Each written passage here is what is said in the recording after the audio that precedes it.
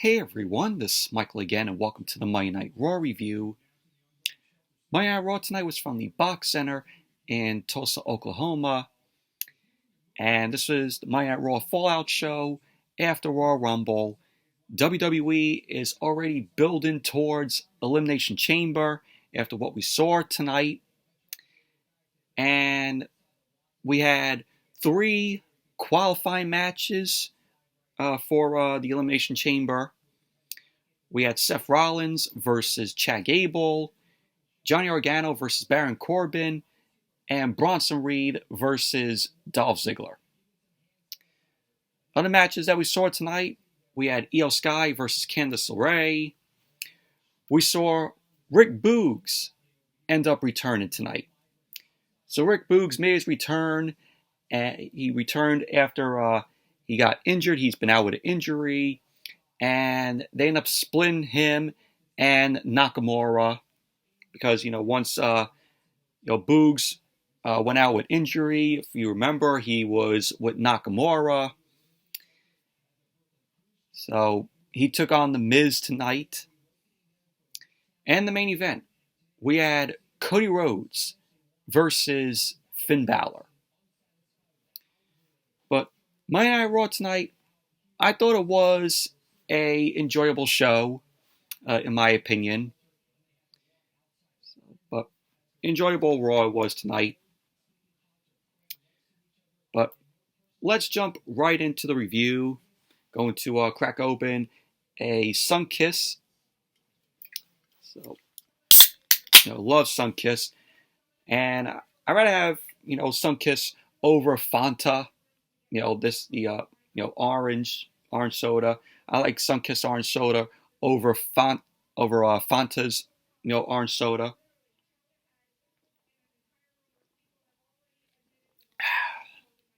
Monday Night Raw opened up tonight with the 2023 Men's Royal Rumble winner, the American Nightmare, Cody Rhodes.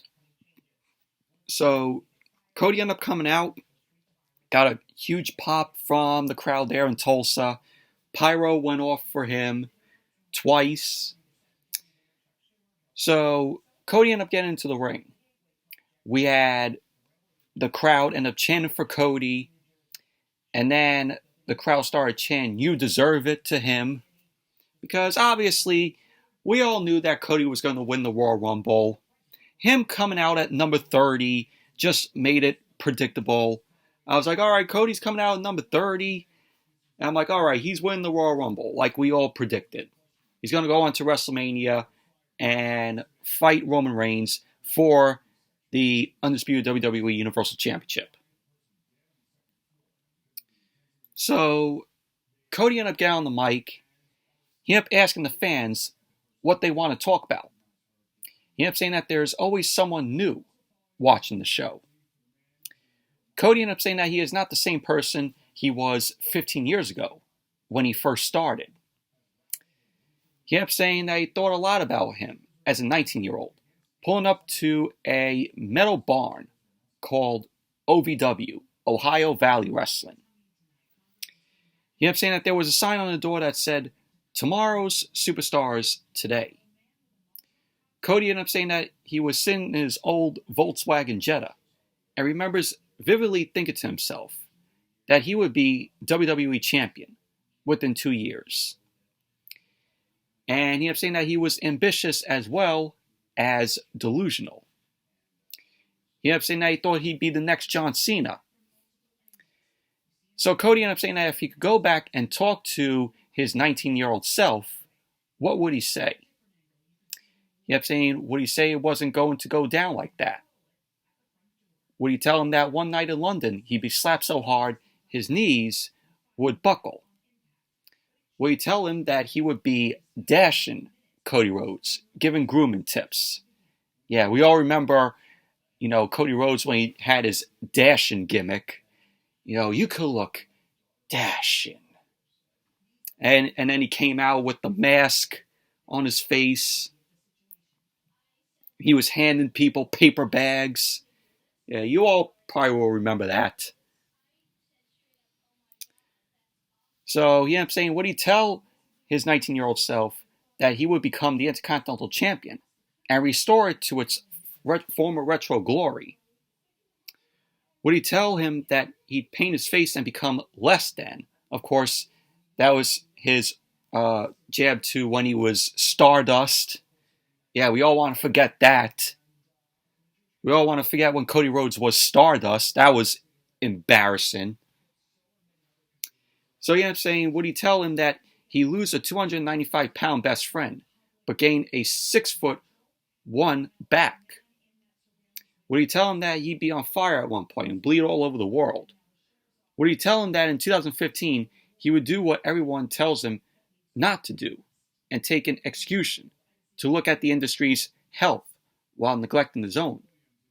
Would he tell him that in January of this year he would outlast 29 others in the Royal Rumble and be the first in the family to punch his ticket to go on last at WrestleMania? So Cody ended up saying that he wouldn't tell his 19-year-old self a single thing. He ended up saying every piece on this broken road has been 100% unequivocally worth it. So he ended up saying that the first words on the track when people are listening to his theme song, the first words on that track are his own. Wrestling has more than one royal family. So he ended up saying, for that to be true, real, invigorated, validated, and vindicated in his heart, he has to stand across from a bloodline, the tribal chief, and the head of the table. So Cody Rhodes ended up saying that he has to stand across from the man who has held the title for 800 plus days. He has to stand across the ring from Roman Reigns. So the crowd ended up booing, and there was chants of Roman sucks. So Cody ended up saying that he has a great deal of respect for Reigns. He ended up saying that WrestleMania is 62 days away, and that might be just 62 days to Reigns. He ended up saying that it is 62 days for the rest of his life. He ended up saying that WrestleMania undesirable has already become undeniable, and that undeniable remains uncrowd. But on that night, it ends. So Cody ended up saying on WrestleMania, somebody else is going to be eaten. He ended up saying after WrestleMania, Reigns can be the biggest superstar in the world. And the one thing Roman will not be is the undisputed WWE Universal Champion. So the crowd ended up clapping for Cody. And then we had the Judgment Day end up coming out. We had Balor, Damian Priest, and Dominic end up coming out. Balor got on the mic. He ended up saying that he's a little refused. He ended up saying, is Cody returned this time to do something original, or is he going to knock off all his old stuff like he did before? So then Dom got on the mic. Dom ended up saying that Cody ruined the Judgment Day's plans at the Royal Rumble. He ended up saying that Mommy, Rhea, did what she was supposed to and won the Women's Royal Rumble. So he ended up saying later tonight, everyone will have the honor to hear her say who a WrestleMania opponent will be. Dom ended up saying that he was supposed to win the Men's Royal Rumble. So Balor ended up wondering what happened to Ray that led him to not coming out. So Dom ended up saying that Cody put his hands on him and ruined his moment at the Rumble. So Dom ended up saying that if Cody did that in prison, he wouldn't be standing here right now, and that he would have got. So Damian Priest ended up saying that Dom should be the only multi-generational superstar in the main event at WrestleMania, and not a suck-up like Cody. He ended up saying that Cody got handed number 30. So Dom ended up saying that Cody owes him an apology for ruining his moment. To which Cody was like, hold on here. Cody ended up saying that he doesn't want to piss them off, but is Dom trying to scare him straight? So Cody ended up mentioning royal families. He ended up saying that he has respect for his father. Dom ended up saying that he has no respect for his father. And Dom ended up saying that he doesn't have respect for anyone's father here, especially Cody's father. So the crowd ended up booing Dom. So Cody began to speak, but then the crowd started chanting to Cody, kick his ass. So Cody ended up saying that it's 62 days until WrestleMania, and that he could play it safe and try to stay healthy, or he can do what he does and kick their ass. So Cody was like, any of the three, let's do it tonight. So he put out a challenge to Dominic, to Damian Priest, and to Finn Balor. Any of the three that want to face him later on in the night. So then the Judgment Day started to head to the back, and then Edge's music ended up hitting. So Edge ended up running out. He ended up attacking the Judgment Day. He ended up attacking Balor, Priest, and Dominic. And then Cody Rhodes ended up joining in. We had referees end up running out to break up the brawl between Edge and Cody and the Judgment Day. And pretty much that was basically how the segment ended. But this was a good promo from Cody. This was a good way to kick off Monday Night Raw tonight. It's a good story. And, we got our answer to who Cody is going to face at WrestleMania. It's going to be Cody Rhodes versus Roman Reigns for the undisputed WWE Universal Championship. And we all called this. And at WrestleMania, Cody Rhodes is going to win the undisputed WWE Universal Championship. So Cody Rhodes is going to be the one to take down Roman Reigns.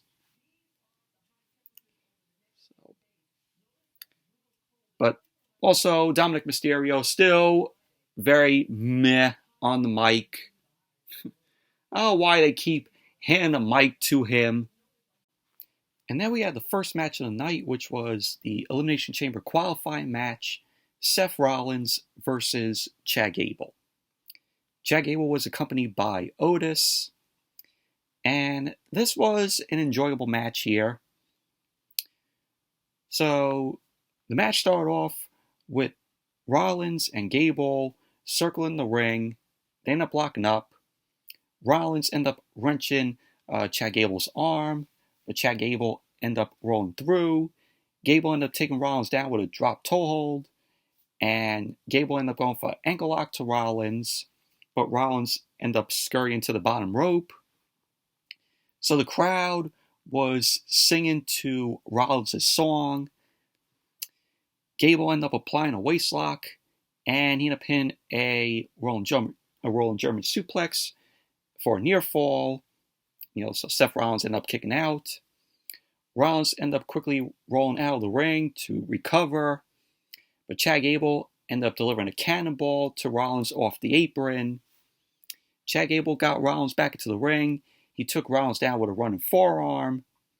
Gable ended up going up to the top rope, and he connected with a diving headbutt to Rollins, and he ended up going for the cover, to which Rollins kicked out. So then as Monday Night Raw came back from the commercial, Rollins was in control of the match, and he ended up punching out of a leg lock by Chad Gable. Rollins then ended up chopping Gable back to the corner. Gable ended up reversing the whip, and he blocked the boot from Rollins. Gable tied Rollins up in the ropes, and he ended up hitting a dragon screw. Gable ended up going up to the top rope for a moonsault. Rollins moved out of the way, and Gable landed on his feet. Rollins ended up rolling Gable up, and he ended up hitting a buckle bomb to Gable. So Otis then ended up running over to Chad Gable. Rollins then shook feeling into his leg because he injured his leg in the point of the match. So Rollins ended up hitting some clotheslines to Gable, and then he kicked Gable in his midsection.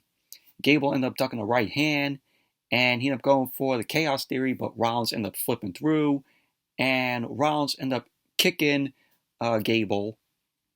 Rollins ended up hitting the Falcon Arrow for a near fall because Chad Gable ended up kicking out. So Gable ended up sidestepping a stomp by Rollins. Rollins instead ended up going for the pedigree, and Gable ended up countering that into a jackknife pin, to which Rollins kicked out. So they ended up trading pin attempts. Gable ended up powering Rollins into a DDT, and Gable ended up going for the cover. Rollins kicked out. So Gable then ended up going for a German suplex, but Rollins ended up elbowing out of the suplex. Gable countered an enziguri into an ankle lock, and Rollins was screaming in pain. He ended up kicking Chad Gable away. So Chad Gable ended up maintaining his grasp on Rollins' ankle. So Rollins countered with a roll-up, and Gable ended up kicking out. Rollins immediately ended up going for the stomp, but Chad Gable ended up going back to the pedigree. Rollins ended up managed to get out, and he hit a pedigree of his own. So Rollins ended up holding his injured knee, and he ended up going for the cover. And there you go. Seth Rollins ended up winning the match, and Seth Rollins is going to the Elimination Chamber. He's qualified for it. So Austin Theory, forgot to mention, Austin Theory is already in the Elimination Chamber. He didn't have to qualify because the United States Championship will be determined in the Elimination Chamber who walks out with the United States Championship. So, but overall, very good match between Rollins and Chad Gable. And then we had Iyo Sky versus Candice LeRae. Iyo Sky was accompanied by, of course, Bayley and Dakota Kai. Candice LeRae was accompanied by Mia Yim. And surprisingly, this was a decent match here. So the match got underway. We had Iyo Sky and Candice LeRae end up going back and forth. Candice LeRae ended up rolling Iyo Sky up, and Iyo Sky ended up kicking out. Candice LeRae ended up hitting a step-up senton splash onto Iyo Sky. She ended up going for the cover, and Iyo Sky ended up kicking out.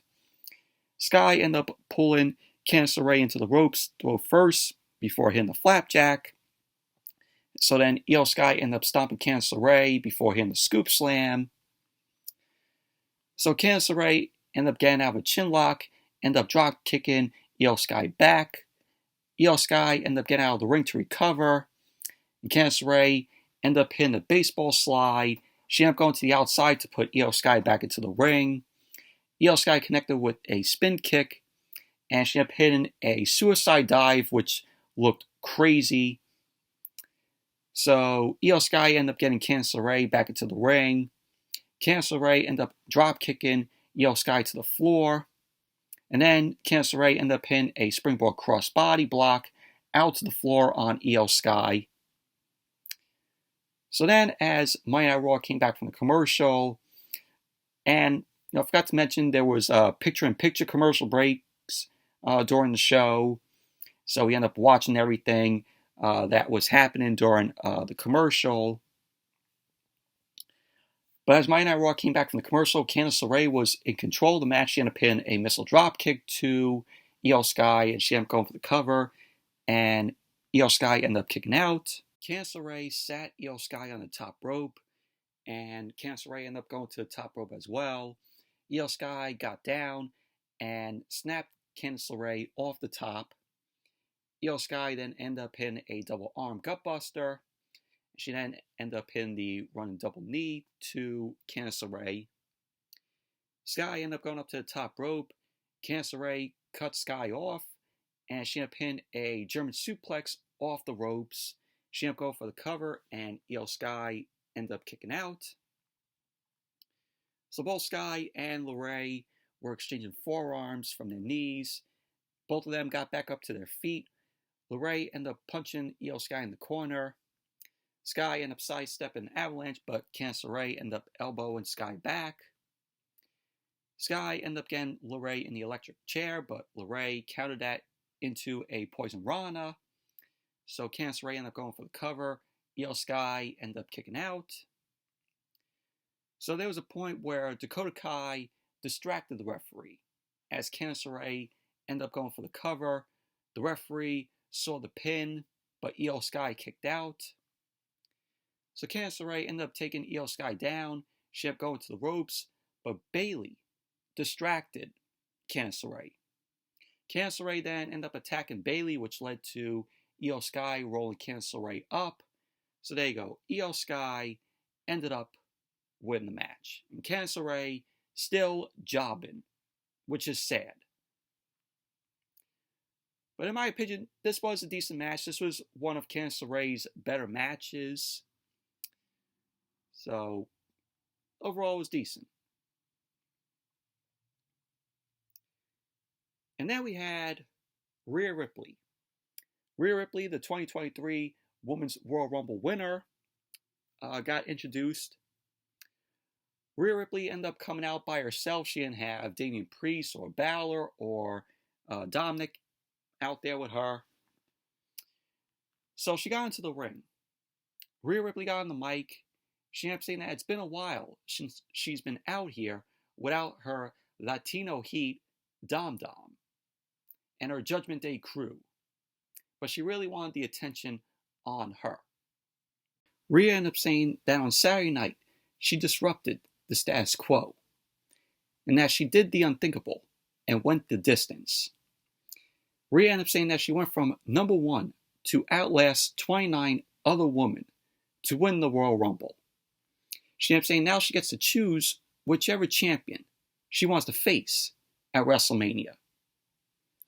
So Rhea Ripley looked up at the WrestleMania sign.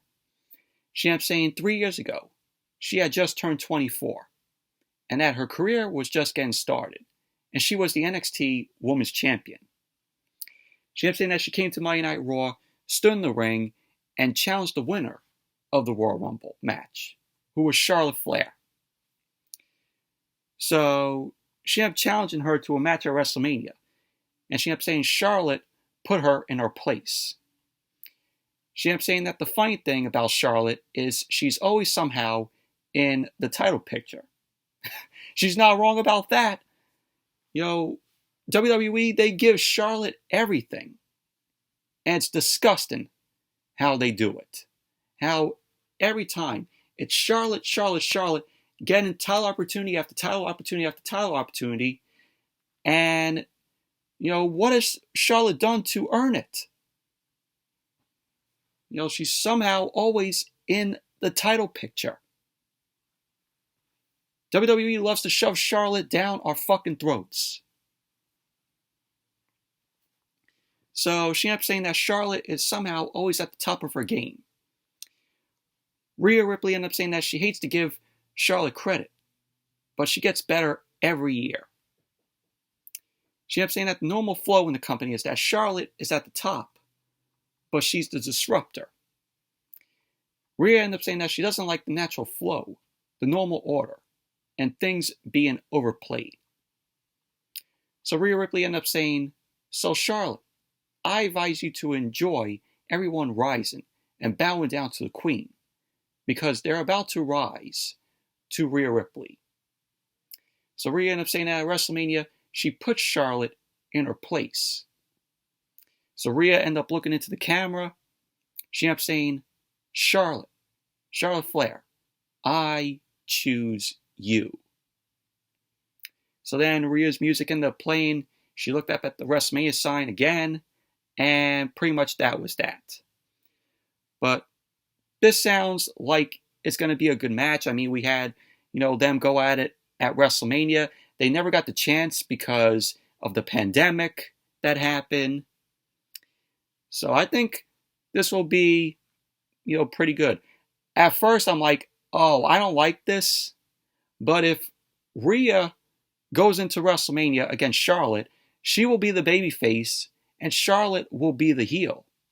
And so if Rhea wins the SmackDown Women's Championship at WrestleMania, which she probably will, then she goes to SmackDown And if there is a draft, then I see her and, Dom and Damian Priest and Finn Balor all Judgment Day being drafted to SmackDown.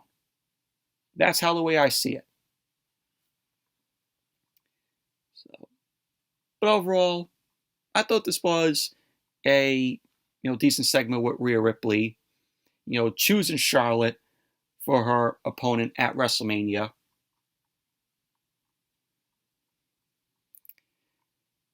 And then we had Kathy Kelly backstage.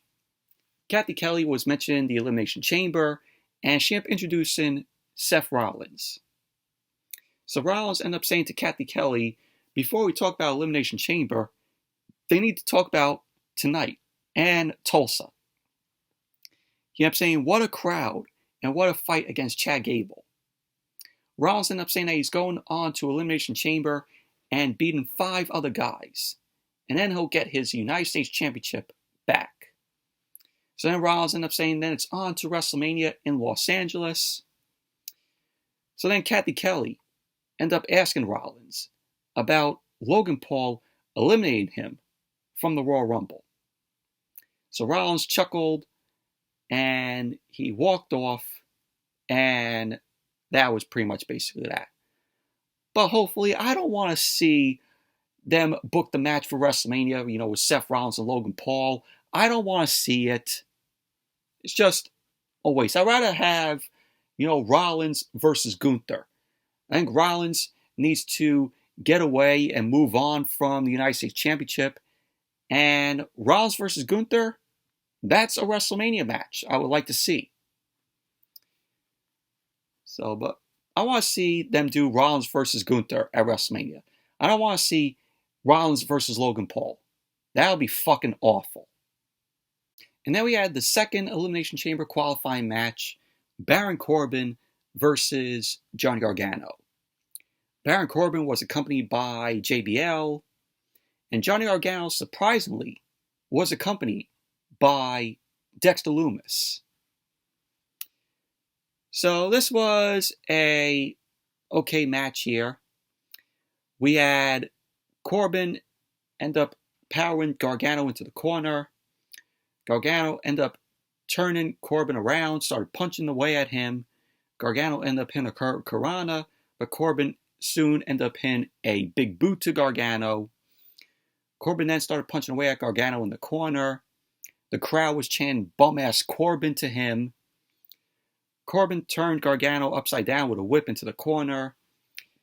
And then Corbin ended up hitting a chokeslam backbreaker to Gargano. He went for the cover, and Gargano kicked out.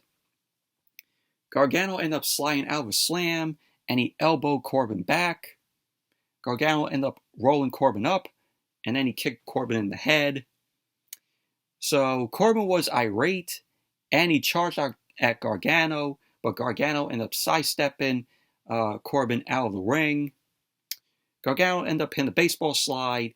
He ended up trying to go for a planche up, but he ended up landing on the apron when Corbin ended up getting in. So Gargano ended up going for a slingshot to Corbin, but Corbin punched Gargano in the face. Corbin ended up going to the outside, and he hit a choke slam to Gargano on the barricade. So then as Monday Night Raw came back from the commercial, Gargano ended up fighting from the chin lock, and he ended up hitting the ropes. Corbin ended up hitting a back elbow to take Gargano down. Gargano then elbowed Corbin in the chest, and he ended up going for the cover, and Gargano kicked out. Corbin then ended up attacking Gargano on the apron, and Corbin ended up hitting the ropes, but Gargano connected with a slingshot spear to Corbin. He ended up going for the cover, and Corbin kicked out. Corbin then grabbed Gargano by the throat and threw him into the corner. Gargano ended up going to the second rope, and he countered an out-and-in clothesline into a super kick to Corbin, and he ended up going for the cover. Corbin kicked out. So both guys were exchanging punches and strikes in the center of the ring. Gargano ended up hitting the ropes, but Corbin ended up dropping Gargano with a deep six. So Corbin ended up going for the cover. Gargano kicked out. So we had Corbin ended up mounting Gargano, started punching away at him. Corbin then took off his shirt, and Gargano ended up getting away from Corbin. Corbin ended up charging at Gargano, and Gargano ended up moving out of the way, and Corbin went shoulder first into the ring post, to which he ended up falling to the floor. So Gargano ended up hitting Corbin with a suicide dive. JBL was furious on the outside. He threw his hat on the commentary table, and then Dexter Lumis approached JBL. And Dexter Lumis ended up having a mini axe in hand. So JBL got terrified by that. Dexter Lumis then drove the axe through JBL's hat, and JBL ended up falling over. So Corbin ended up avoiding a slingshot spear from Gargano. He ended up going for the end of days, but Gargano rolled Corbin up, and there you go. Johnny Gargano ended up winning the match. So Johnny Gargano ends up joining Seth Rollins and Austin Theory in the Elimination Chamber. But overall, this was an okay match. And then we had the VIP lounge. MVP was in the ring, and MVP ended up going through his shtick, and he ended up introducing the man who will defend the United States Championship inside the Elimination Chamber. So MVP's guest on the VIP lounge was Austin Theory. So Austin Theory ended up making his way to the ring. The crowd ended up booing at him. Austin Theory ended up thanking MVP for inviting him onto the VIP lounge. Austin Theory ended up saying that he used to watch the VIP lounge when he was little.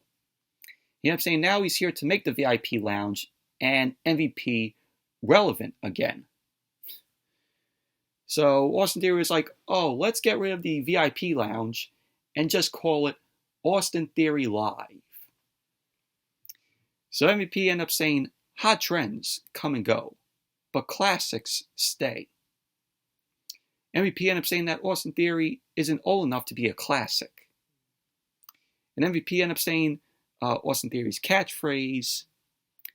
He ended up saying that he's the United States champion, but after the Elimination Chamber, he might not be. So the crowd started chanting, "You suck." Austin Theory then told the crowd to shut up. Theory ended up saying that MVP is the same man that calls Bobby Lashley the champ. He ended up saying last week he said Bobby Lashley would beat him. MVP ended up saying that he knows Bobby Lashley can beat Austin Theory. So Austin Theory ended up saying that he's just messing with MVP. And he was like, let's talk about the Elimination Chamber. He said it's grueling and hard to survive, but he survived it. Austin Theory ended up saying that he was in the most grueling spot when Brock Lesnar gave him an F5 off the chamber.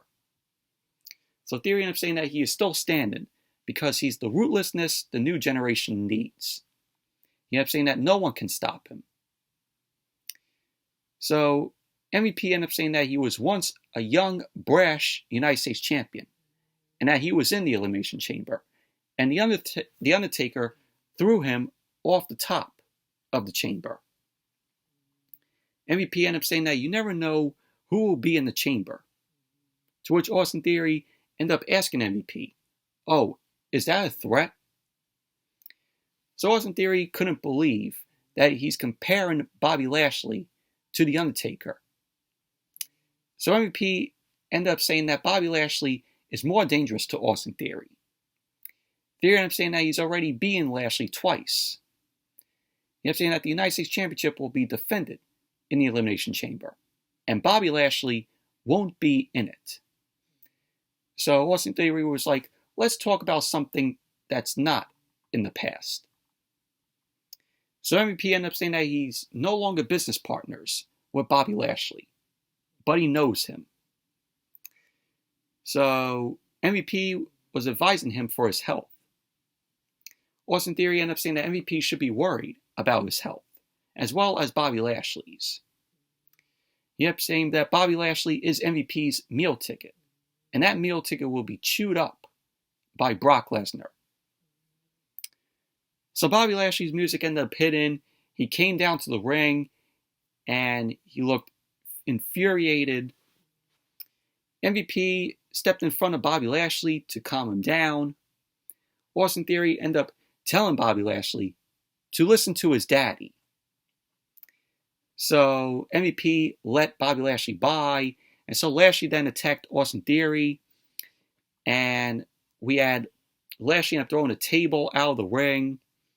Lashley then ended up hitting Theory with a flatliner, and he was moving the couch that was in the ring. MVP helped Austin Theory up with his cane. Theory then pulled MVP in front of him, and Bobby Lashley ended up spearing MVP. Bobby Lashley then angrily pointed at Austin Theory while MVP was in pain on the mat. And pretty much that was basically how the segment ended. But this was not a good segment, in my opinion.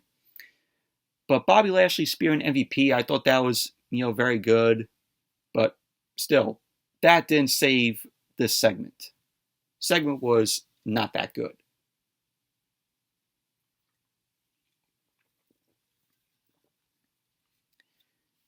And then we had Byron Saxton. Byron Saxton was backstage with the Judgment Day. He ended up asking Finn Balor about Edge. Balor ended up saying that he thought Edge would have had enough, but apparently not. Balor ended up saying to Edge that he works on Monday. He ended up saying that the number 30 spot in the Royal Rumble should have been his. He ended up saying that Cody Rhodes has been stealing from him for years, and that tonight he's getting taxed. So pretty much that was basically what Balor had to say. And then we had a video package showcasing Batista. Batista's in the new film Knock at the Cabin, which is directed by M. Night Shyamalan, which I don't expect that film to be good, in my opinion. The last M. Night Shyamalan film I liked was Glass. I know that got, mixed responses from critics, but I liked Glass. I did not see Old yet. I mean, I have the film, but never got around to watching it. But I've heard pretty decent things about Old. But we all know how M. Night Shyamalan's track record, is. But I don't expect Knock at the Cabin to be that good. And then we had The Miz in the ring. The Miz was complaining about not getting the proper spotlight at Raw 30th last week. He ended up saying that he was the first man out at the Royal Rumble. I'm like, how do you have The Miz come out at number 3 in the Royal Rumble? So then Adam Pearce ended up coming out. Adam Pearce ended up telling The Miz to stop whining about an opportunity. He ended up saying that someone has been knocking on his door all night for an opportunity. And that man is the newest member of the Raw roster. So we saw the return of Rick Boogs. Rick Boogs returned. He's been out since last year's WrestleMania with an injury. And if you remember, he was, with Nakamura. So now they split Boogs away from Nakamura. Nakamura hasn't been seen, since. So Boogs came out. He did not have a guitar in hand. So The Miz ended up saying that he's in a suit. So Pearce ended up saying that Miz is always talking about how awesome he is. So it would be awesome if he won a match in a suit. So the match was made official. The referee ended up coming out. So we got The Miz versus Rick Boogs, which this was a squash match. So Miz was arguing with the referee. Boogs ended up grabbing Miz, threw him into the corner. Boogs ended up getting fired up, did an air drum solo. Miz jabbed Boogs in the face. So Miz shouted that he's in a suit to Boogs, but Boogs grabbed him. Boogs deadlifted the Miz and started ragdolling him. And Boogs ended up hitting a suplex to Miz, and then a military press slam. So Boogs ended up going for the cover, And there you go. Rick Boogs ended up winning the match. But overall, this was a squash match. And then we saw Otis. Otis was walking backstage, and he passed by the Maximum Male Models. Why are they on TV? Why? So we saw Maxine Dupree, Massey, and Mansois. So Massey and Mansois were repulsed by Otis, and Maxine Dupree ended up saying he is perfect. So, they want Otis to join the Maximum Male Models? Break away from Chad Gable? Please. Why are they on TV? Why are the Maximum Male Models on TV? They're absolutely fucking useless.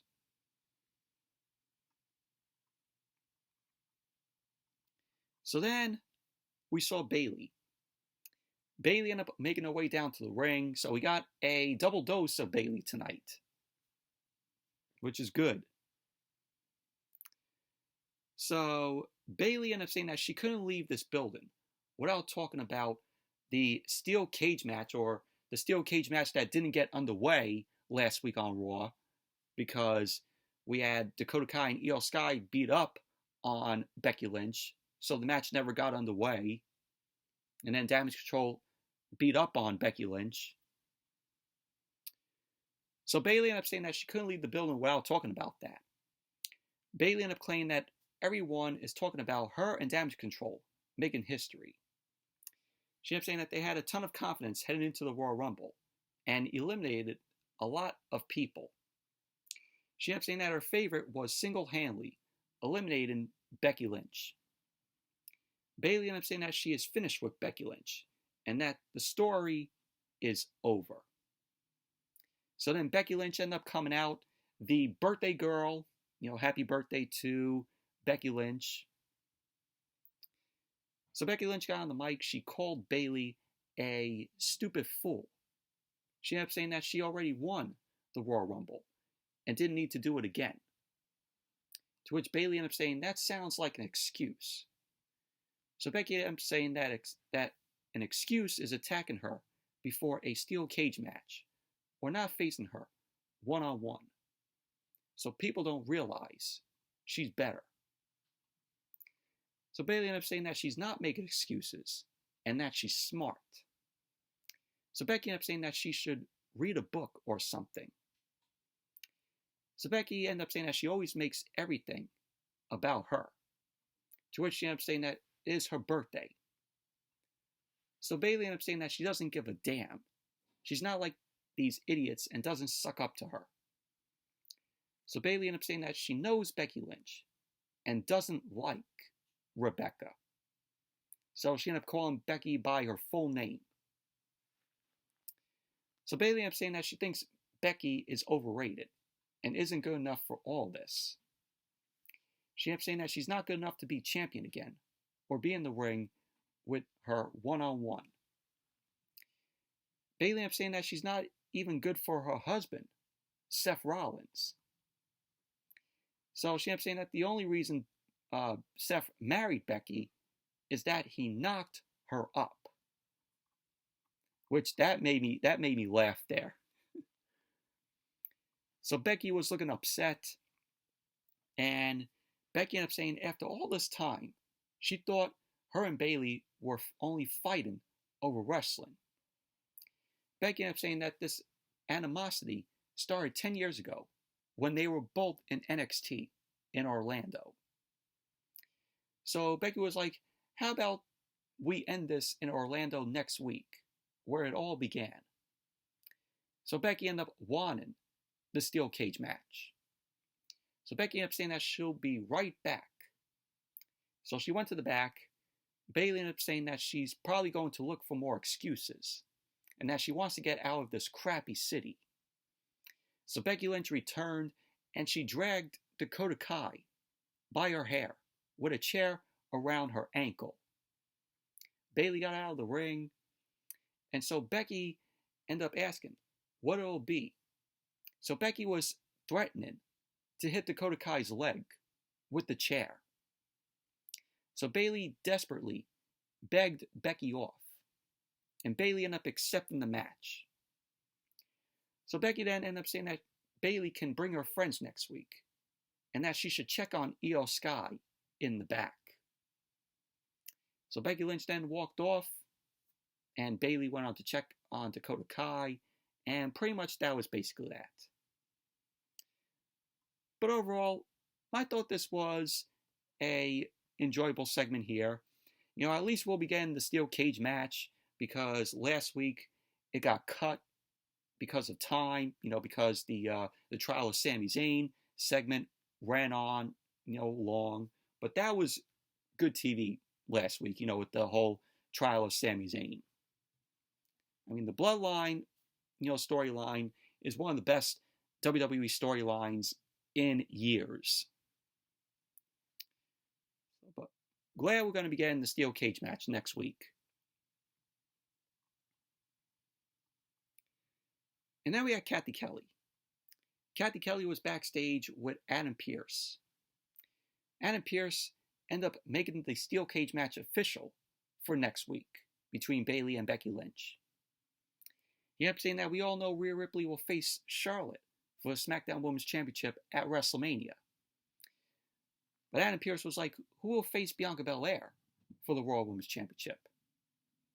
So Adam Pearce ended up saying that 6 women will enter the Elimination Chamber, with the winner facing Bianca Belair for the Raw Women's Championship at WrestleMania. So he ended up saying that 4 women have already qualified, since they were the final 4 in the Royal Rumble.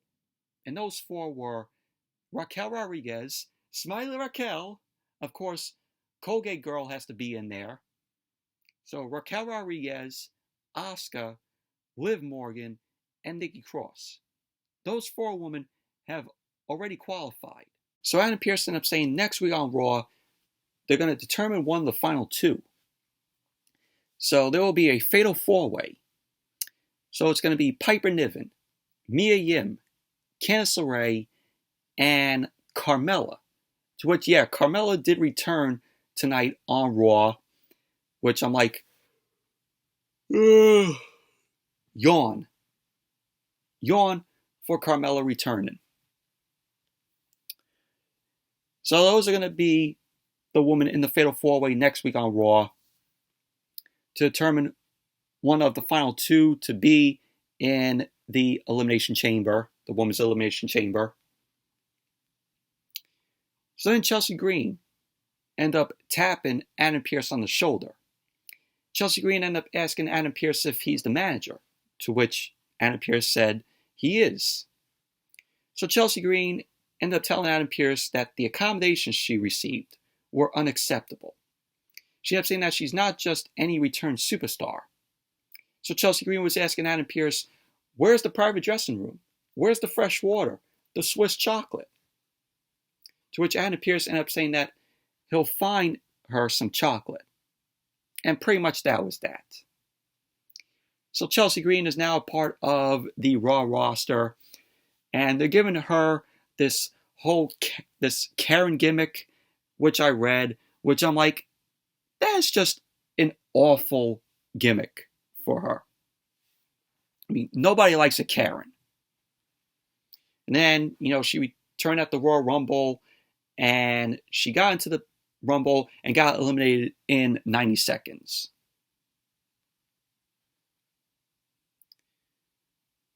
And then we had the third Elimination Chamber qualifying match, which this was a squash. It was Dolph Ziggler versus Bronson Reed. Bronson Reed is just a beast. He is just absolutely good. The match started with Dolph Ziggler quickly attacking Bronson Reed with some strikes. So Reed ended up quickly taking Dolph Ziggler down. Reed ended up hitting a headbutt and connected with a running catapult senton, to which he ended up going for the cover, and Dolph kicked out. Reed ended up applying a chin lock. Dolph ended up fighting up, but Reed ended up taking Dolph down, ended up putting the chin lock back on. Dolph then ended up hitting a jawbreaker and booted Reed back. you had pretty much at the end of the match, Reed ended up going up to the top rope, and he crushed Dolph with the tsunami, and he ended up going for the cover, and there you go, Bronson Reed ended up winning the match. So Bronson Reed ends up joining Austin Theory, Seth Rollins, and Johnny Gargano in the Elimination Chamber match. So, but Bronson Reed, like I said, he is a beast. He is just very good. But this was predictable. We all knew that Bronson Reed was going to win the match. There was no way that Dolph was going to win it.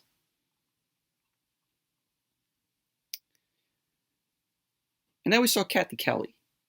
Kathy Kelly was backstage with the return of Carmella. Carmella is back, for the first time in 7 months. Carmella ended up saying that she'll earn a spot in the Elimination Chamber next week. Asuka then walked up and she smiled. And all we saw was blue liquid falling out of Asuka's mouth. Asuka also had purple eyes. Carmella got grossed out and she walked off. And that was that. Carmella's back and nobody cares. And then we saw Rick Boogs backstage with the Street Profits and Elias. Byron Saxton ended up asking Boogs how it feels to win after he got injured at last year's WrestleMania. Boogs ended up saying that he's fired up to be back.